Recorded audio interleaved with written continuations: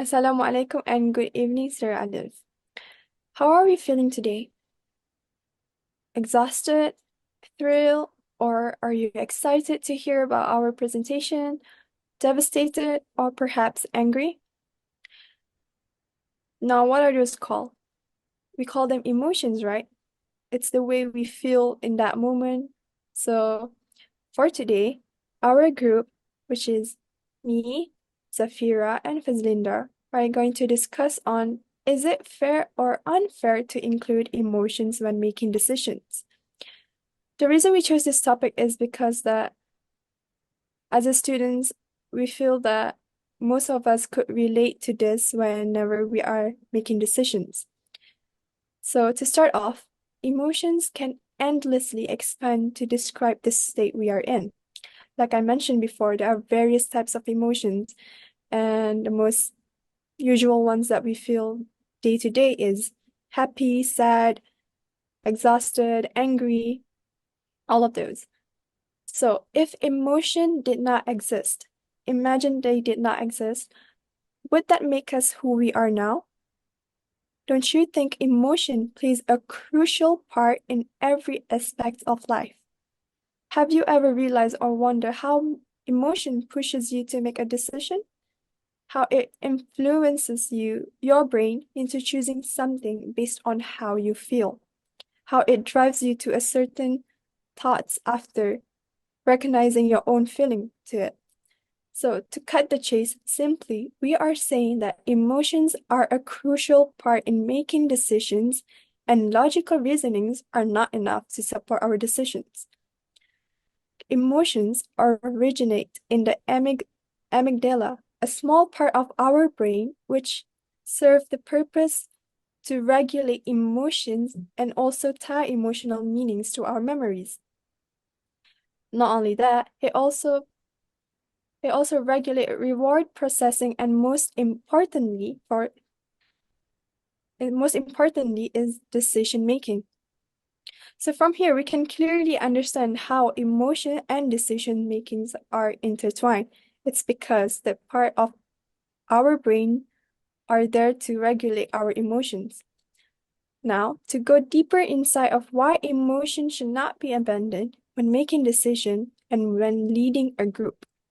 In consonance with the evolutionary theory, it has been mentioned that our emotions exist because they serve an adaptive role.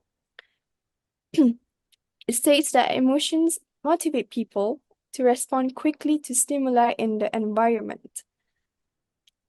But what is evolutionary theory? Evolutionary theory of emotion suggests that emotions have adaptive functions that help human and animals survive and reproduce. So, to add on, emotion influence the consciousness of making decision. Another realistic example could be when we feel anxious or nervous. We tend to think wisely and make a safer decision that could bring a satisfactory result for us and others. So, utilizing emotion as a guidance or a compass to escort us in making decision as well as balancing it with logical reasonings. Because if we put emotions aside, we would only end up deciding a decision or lead a group in a tedious manner, which can lead us to facing risk. So without the feeling of being anxious or afraid to do something, we would not think or thought to in a wise manner. So we will end up making a bad decisions. Therefore, disregarding emotion will force us to only act on logical reasoning, which at times can be unsuitable or useless.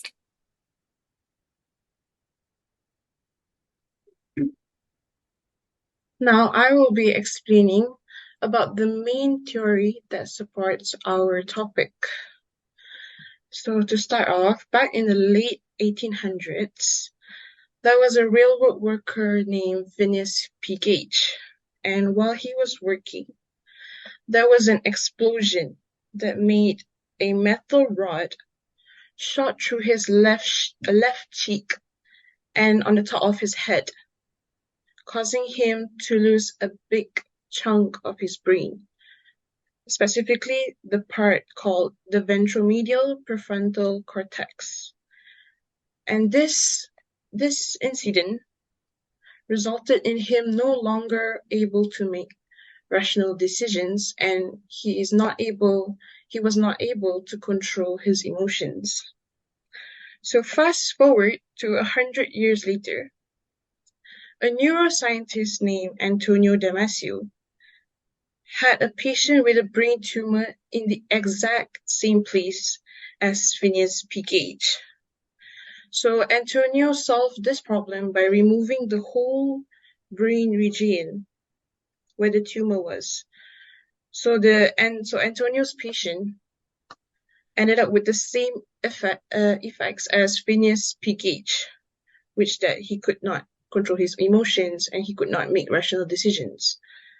And because of this issue, Antonio went to write a book called Descartes' Error, which that book contains about describing how emotions and decisions are intertwined. And based on this quote, Antonio mentioned that without emotions, you always make the wrong decisions.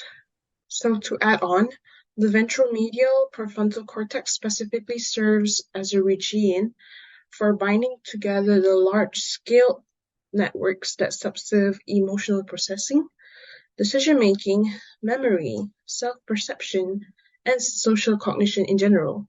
So in the case of Antonio's patient, he could not control his emotions. Thus, he would make rash and wrong decisions, just like the quote that Antonio had mentioned. So why is it that without the control of his emotions, he would make the wrong decisions? Why? Because emotions are what drives us to do things so that we can make quick decisions based on common sense. If we are not able to control our own emotions, we will heavily rely on logical reasonings when making decisions, causing us to encounter a lot of variables after making the decision, such as ruined relationships between people and the image of oneself being tarnished. Now, moving on. Emotions can be related to and promote emotional intelligence. How does this work? So, emotions can develop our emotional intelligence by letting it inform our decision and not being controlled by them. So one of the key components in emotional intelligence is empathy. And when making a decision, we ought to consider other people's feelings. Does our own emotions drive us to come up with a decision that delivers a satisfactory result to others too? Empathy allows us to perceive those situations from other perspectives and impacts the choice we make accordingly. And as mentioned before, being empathic is one of the skills that is needed to be a successful leader. Hence, letting emotions have an impact on our decision making is fair.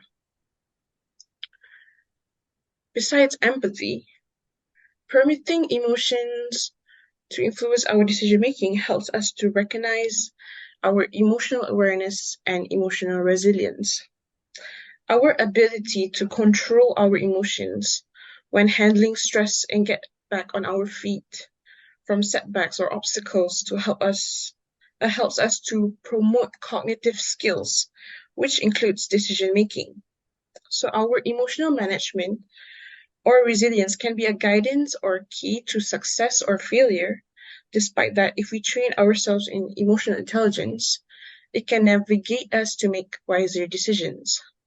In other words, being aware of our emotions is equivalent to promoting the use of emotional intelligence.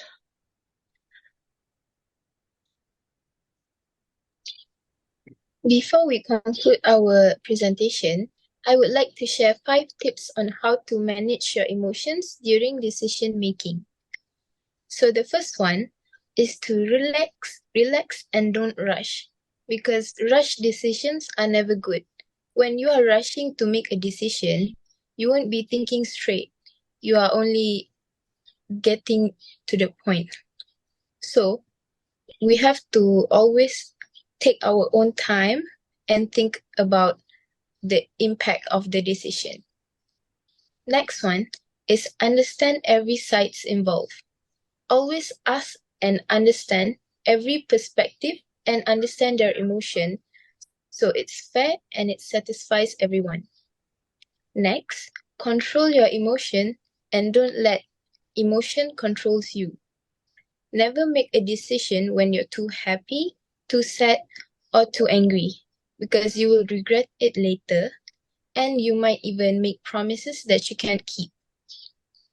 Next one is think truly before saying.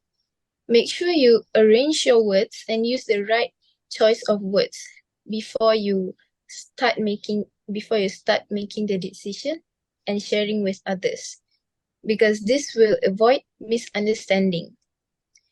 Last but not least is think of the consequences before deciding, because every decision always have its consequences. So choose wisely on whether you want a negative or a positive outcome. So to conclude our presentation, emotion is highly valued when making a decision, especially group decision, because we need to use our emotion to understand each side involved so it's fair and it satisfies everyone. We use our emotion to have sympathy or empathy towards a person so we understand them better. Plus, we use emotional intelligence in our daily lives. Therefore, it is not a foreign thing for us to do. Emotions such as empathy, self-awareness, and many more. Besides that, it is theoretically proven that if you don't involve emotions during decision making, you have a higher chance of making a negative decision, such as rational decision. So with that being said, we must not neglect our emotions when deciding on something, so we will get the best outcome. That's all from us today. Thank you. Thank you. Thank you.